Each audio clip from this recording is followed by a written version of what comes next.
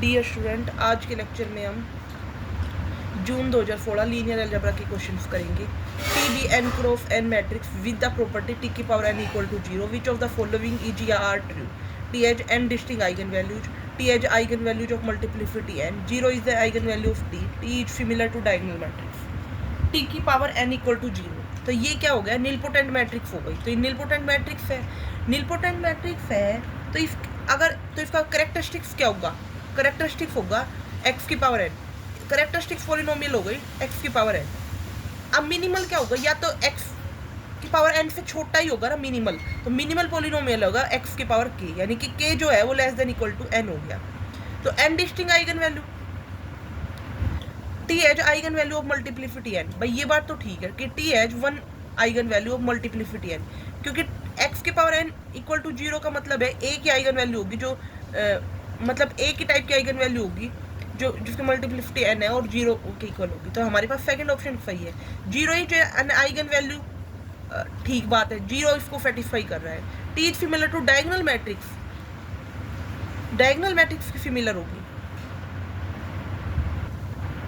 देखो भाई, टी अगर 0 के इक्वल नहीं है तो डायगोनाइजेबल नहीं हो सकता, डायगोनाइजेबल नहीं हो सकता तो इसका मतलब डीएम और एम और जीएम सेम नहीं होगा, तो सिमिलर टू डायगोनल वैल्यू, ये तो बात गलत है। T H one eigen value of multiplicity n, ये बात ठीक है, 0 आइगन वैल्यू हो गई, ये बात भी ठीक है। एन डिस्टिंग आइगन वैल्यू तो नहीं होगी, डिस्टिंग होगी तो मतलब इसको एन डिफरेंट वैल्यू सेटिस्फाई करेगी, पर नहीं एक ही वैल्यू सेटिस्फाई कर ली। सेकंड फर्स्ट ऑप्शन गलत है, सेकंड ठीक है, 1 eigen value of multiplicity n और 0 is an eigen value of T, तो ये फोर्थ भी गलत है। फर्स्ट और फोर्थ गलत है, सेकंड और थर्ड ठीक है।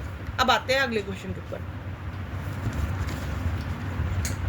लेट v जो है f क्लोज इंटरवल 0 1 से r पे है, f is an polynomial of degree less than और इक्वल टू n। तो हमारे पास f ऑफ j जो है x की पावर j है, फिर j जो है 0 से n के बीच में लाई कर रहा है। a कोई n cross n plus 1 cross n plus 1 matrix given by a i j 0 to integration f of i x f of jx dx, then which of the following is true। Dimension of v n होगी, a non negative होगा, dimension of v greater than n होगी और determinant of a greater than 0 होगा। तो कौन सी बात सही है, ये कौन सी बात होगी इसके अंदर सही जो होगी, तो देखो डायमेंशन ऑफ v जो है n होगी, n पॉसिबल नहीं लग रही मुझे, n से बड़ी होगी डायमेंशन, क्योंकि n प्लस 1 की मैट्रिक्स है, n plus 1 cross n plus 1 की मैट्रिक्स है। अगर इसको हम फॉर्म में लिखें तो ए आई जी जो है 0 से 1 f i g x integration f1 f2 product लिख दिया हमने, और f1 को x मान के चले और x2 x स्क्वायर, क्योंकि हमारे पास ये है f ऑफ जे एक्स, तो यहाँ पे 1 डालना, f1 हमारे पास तो आया f1x, हमारे पास x आया, f2x हमारे पास x स्क्वायर आया, तो हमारे पास ये आया, तो हमने मल्टीप्लाई किया x क्यूब आ गया।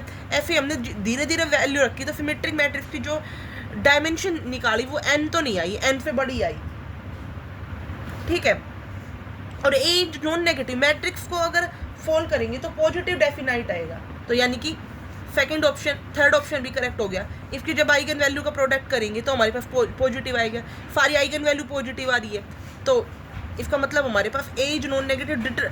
अब जब डायमेंशन एन ग्रेटर देन आ गई, ग्रेटर देन एन है और हमारे पास नॉन नेगेटिव मतलब यानी कि पॉजिटिव आइगन वैल्यू आ गई, सारी आइगन वैल्यू पॉजिटिव है, तो डिटरमिनेंट क्या आएगा, डिटरमिनेंट भी पॉजिटिव आएगा, यानी कि थर्ड, सेकंड, थर्ड और फोर्थ आंसर सही है हमारे पास।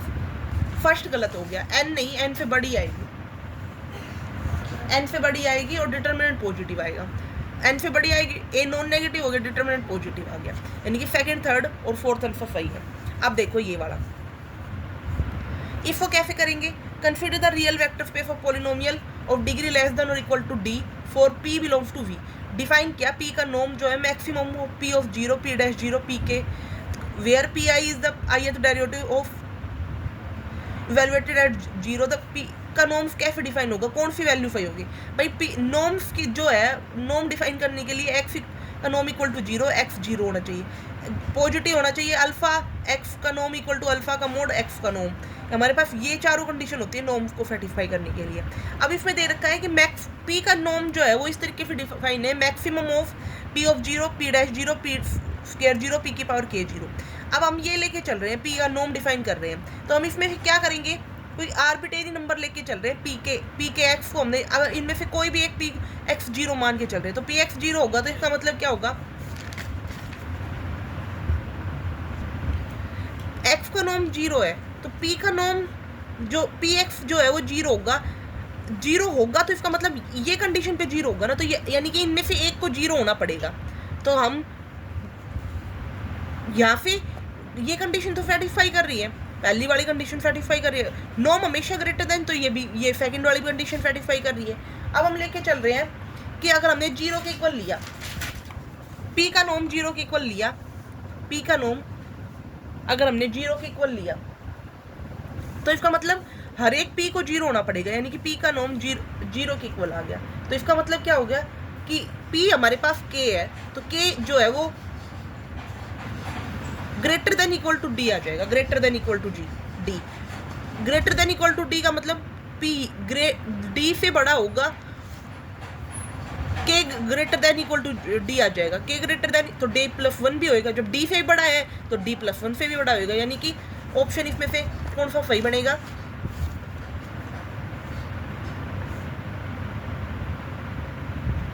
थर्ड ऑप्शन सही बन रहा है।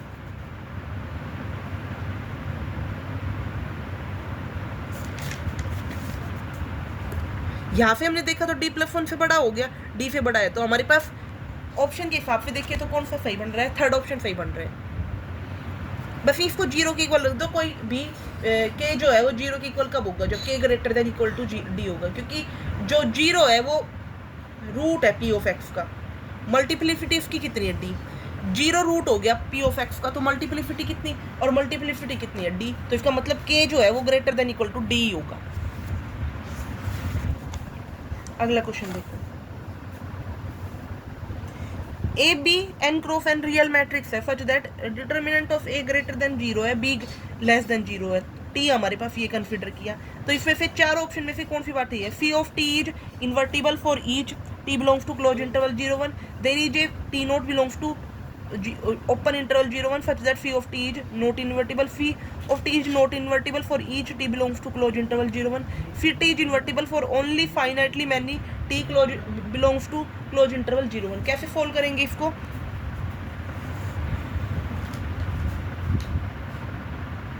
देखो कैसे करेंगे, ए का डिटरमिनेंट ग्रेटर देन 0 दिया हुआ, बी का डिटरमिनेंट लेस देन 0 दिया हुआ, ए कोई मैट्रिक्स ये लेके चल रहे हैं जो उसका डिटरमिनेंट ग्रेटर देन 0 है, बी का डिटरमिनेंट लेस देन 0 है, ये लेके चली। अब इस इक्वेशन में सेटिस्फाई करवाएंगे तो टी को हम 1/2 लेके चल रहे हैं, टी को 1/2 लेके चलेंगे तो हमारे पास ये बढ़ गया, तो हमारे पास ये मैट्रिक्स आ गई। कह रहा है ये अगर इस तरीके से है तो इन्वर्टिबल होगा, हाँ नॉट इन्वर्टिबल, भाई हमने सोल्व किया तो इन्वर्टिबल हुआ नहीं हुआ, तो यानी कि ये ऑप्शन तो इनकरेक्ट हो गया, फर्स्ट ऑप्शन इनकरेक्ट हो गया ना कि भाई इन्वर्टिबल नहीं हुआ। तो ये कह रहा है तेरी जे T naught belongs to open interval 0 1 such that phi of T is not invertible. भाई ये बात ठीक है, इन्वर्टिबल कहाँ हुआ? नहीं हुआ ना इन्वर्टिबल, तो नॉट इन्वर्टिबल सही ऑप्शन है। अब थर्ड कह रहा है कि phi of T is not invertible for each T belongs to close interval 0 1। Close interval 0 1 के लिए 1 पे चेक करके देखे, तो अगर 1 पे चेक किया तो नॉट इन्वर्टिबल, ये बात इनकरेक्ट है। 1 पे चेक कर रहे हैं तो भी इन्वर्टिबल आ रहा है, तो ये इन्वर्टिबल होना चाहिए। तो थर्ड ऑप्शन इनकरेक्ट हो गया। थर्ड ऑप्शन के लिए देखो मैंने यही देख लो, यही नॉट इन्वर्टिबल आ रहा है और क्लोज इंटरवल 0 1 पे 1/2 लेके चल रहे हैं, तो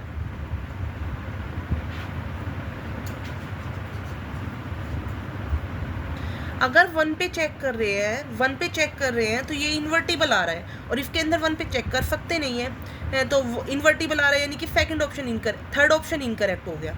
फी of T is invertible for each finite only finitely value of close interval 0 1। अब हम 4 ऑप्शन लेके चल रहे हैं, तो हमारे पास ए ये हो गया, बी ये हो गया, फी ऑफ टी लेके चलेंगे तो ये आ गया, तो हमने इस पे भी चेक किया तो हमारे पास क्या आ गया? ये इन्वर्टिबल नहीं आया, इन्वर्टिबल नहीं आया, ये कह रहा है फाइनाइटली मैन्यू वैल्यू पे इन्वर्टिबल होगा, यानी कि फोर्थ भी इनकरेक्ट हो गया, सेकंड ऑप्शन ही करेक्ट होगा इसके अंदर, ओनली सेकंड ऑप्शन के लिए ये कंडीशन होल्ड कर रही है। अब आते हैं 13th क्वेश्चन के ऊपर। A1 A2 AN B1 B2 BN with the two basis of R की power n, let P be a n cross n matrix with the real entry such that P of AI is equal to BI, we then suppose that eigenvalue of P is either plus minus 1 और Q हमारे पास I plus 2P, then which of the following statement are true? AI plus 2BI I1 to n के लिए जो also a basis of V, Q is invertible, every eigenvalue of Q is either 3 और -1, determinant Q है जो greater than 0 होगा if determinant P is greater than 0। तो कैसे करेंगे इस क्वेश्चन को? P of AI is equal to BI। तो हम कैसे सोल्व करेंगे इस क्वेश्चन को? देखो हमारे पास I प्लस 2P दे रखा है। अगर आइगन वैल्यू 1 और -1 दे रखे तो Q की वैल्यू आइगन वैल्यू आ जाएगी 1 + 2 1 और 1 + 2 -1। तो एक तो आ गई 3 और एक आ गई -1। तो हमारे पास 3 और -1 आइगन वैल्यू आ गई। तो इसका मतलब Q क्या होगा? इन्वर्टिबल। आइगन वैल्यू 3 और -1 आई है तो इसमें पूछा इन्वर्टिबल। ये बात तो ठीक है, सेकंड ऑप्शन ठीक है, Q इज इन्वर्टिबल, बात बिल्कुल सही है। अब आते हैं अगले ऑप्शन के ऊपर। ये कह रहा है कि अगर डिटरमिनेंट P का ग्रेटर देन 0 है तो डिटरमिनेंट Q का भी ग्रेटर देन 0 का। ठीक है भाई, क्योंकि ग्रेटर देन 0 इसमें देख लो ना, यहाँ पे P का डिटरमिनेंट क्या आएगा? 1 और -1 का क्या आएगा? -1। और Q का डिटरमिनेंट निकालेंगे तो क्या आएगा? 3 और -1 यानी कि -3। तो ये भी सही है, ये ऑप्शन भी सही है।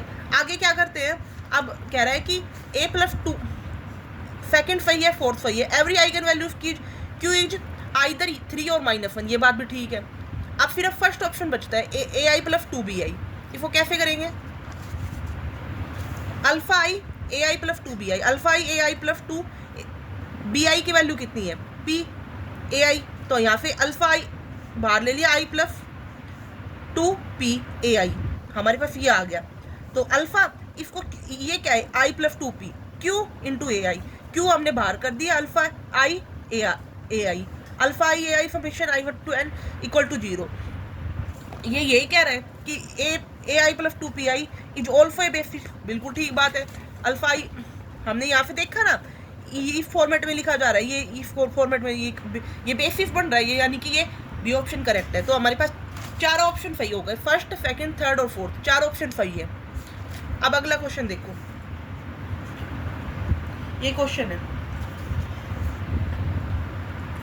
देखो ये क्वेश्चन क्या कह रहा है? A B N cross N matrix with real entry define AXY की inner product AXAY XY belongs to R⁴n, then XY की inner product define an inner product if and only kernel of A singleton 0, kernel of A is equal to n, all eigen value of A are positive, all eigen value of A are non negative.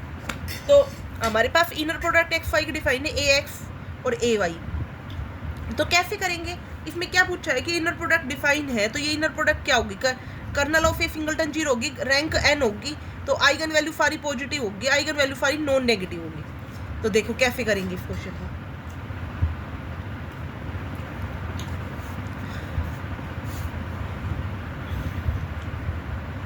इसमें rank निकाल लेते हैं।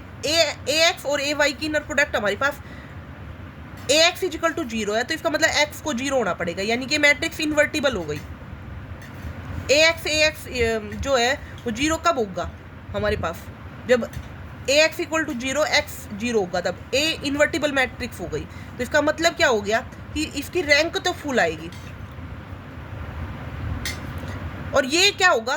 पहली condition के तो लिए ये हो गई, दूसरी कंडीशन ले XX की inner product X not equal to 0, तो AX की इनर प्रोडक्ट ग्रेटर देन 0 आएगी कब? AX नॉन 0 है, तो AX नॉन 0, तब हमारे पास if and only if X equal to non 0। तो A इन्वर्टिबल हो गया, A इन्वर्टिबल हो गया, इसका मतलब क्या हो गया? इन्वर्टिबल हो गया, तो नलिटी जो है वो 0 हो गई। नलिटी 0 हो गई तो रैंक कितनी हो गई? रैंक n हो गई। तो फर्स्ट ऑप्शन और सेकंड ऑप्शन सही है, rank 0 nullity 1, nullity 0 rank n। अब क्या कह रहा है कि all eigen value of positive, ये तो हमने कहीं कहा नहीं कि आइगन वैल्यू सारी पॉजिटिव होगी, हमने तो ये कहा है कि रैंक n होगी। आइगन वैल्यू नेगेटिव भी हो सकती है, तब भी रैंक n हो जाएगी। ठीक है भाई, जैसे हमने ये मैट्रिक्स ली, इसकी नलिटी तो 0 है, रैंक n 2 है, पर आइगन वैल्यू नेगेटिव है दोनों। ठीक है, हमने -1 0 0 -1 लिया, तो रैंक तो हमारे पास 2 आ गई, नलिटी 0 आ गई, बट हमारी आइगन वैल्यू सारी पॉजिटिव नहीं है, नेगेटिव आ गई। ऑल आइगन वैल्यू और नॉन नेगेटिव, ये बात भी ठीक है, नॉन नेगेटिव मतलब पॉजिटिव, नॉन नेगेटिव का मतलब पॉजिटिव, तो ये मतलब पॉजिटिव आइगन वैल्यू है, नहीं नेगेटिव। तो ओनली हमारे पास फर्स्ट और सेकंड ऑप्शन सही होगा, थर्ड और फोर्थ इनकरेक्ट हो गया इस ऑप्शन पे। मतलब ये जो एग्जांपल लेके चले, इससे हमारे पास थर्ड और फोर्थ ऑप्शन इनकरेक्ट हो गया। फर्स्ट और सेकंड सही है, कर्नल जो है सिंगलटन 0, रैंक जो है वो n है।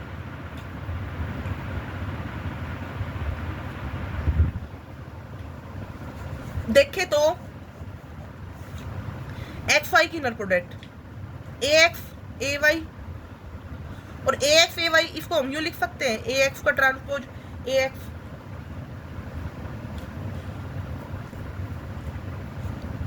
तो यहाँ पे क्या आ गया x transpose A transpose A x, तो ए ट्रांसपोज ए क्या होगा, यानी कि ये चीज ग्रेटर देन इक्वल टू 0 है, और A transpose A is always symmetric and non negative eigen value, then positive definite property से हमारे पास A transpose positive definite property से ए ट्रांसपोज ए की आइगन वैल्यू पॉजिटिव होगी, पॉजिटिव हो गई।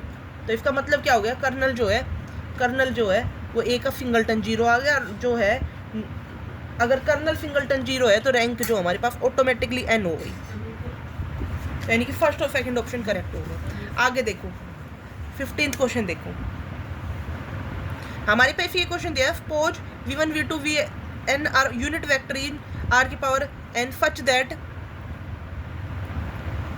v की नॉर्म का स्क्वायर जो है summation i1 to n v की इनर प्रोडक्ट का square, then defined the correct statement in the following, v1 v2 vn are mutually orthogonal, v1 v2 vn basis for r की power n, v1 v2 vn are not mutually orthogonal almost n -1 of the element in the set v1 v2 vn are can be orthogonal. कैसे करेंगे इस question को, v के norm का square को हम यूं लिख सकते हैं, v1 का v1 v2 v1 का नॉर्म का स्क्वायर vn के नॉर्म का स्क्वायर ऐसे लिखते गए, तो ये सारे दूसरे के साथ तो 0 होते हैं, बाकी खुद के साथ 1 होते हैं, तो इसका मतलब क्या हो गया कि म्यूचुअली ऑर्थोगोनल, बात ठीक है म्यूचुअली ऑर्थोगोनल ही होगा।